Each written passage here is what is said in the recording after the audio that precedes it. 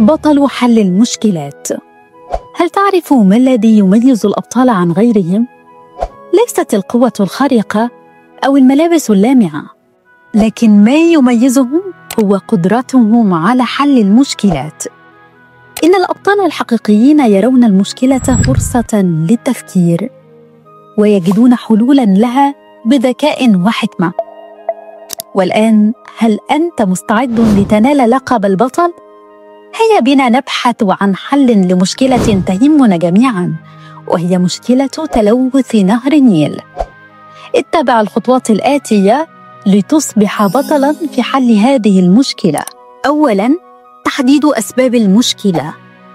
كل مشكلة لها سبب أو أسباب، وهذه الأسباب مثل وحش صغير قد يكون مختبئاً في تصرفاتك أو بين أصدقائك أو حتى في أفكارك. ولكن كيف نكتشف ذلك الوحش؟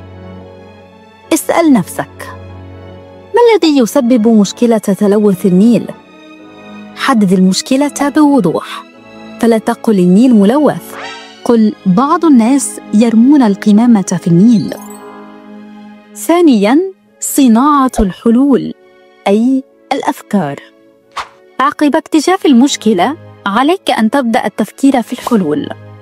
فكر في كل الطرق الممكنة لحل المشكلة، حتى تلك التي تبدو غريبة.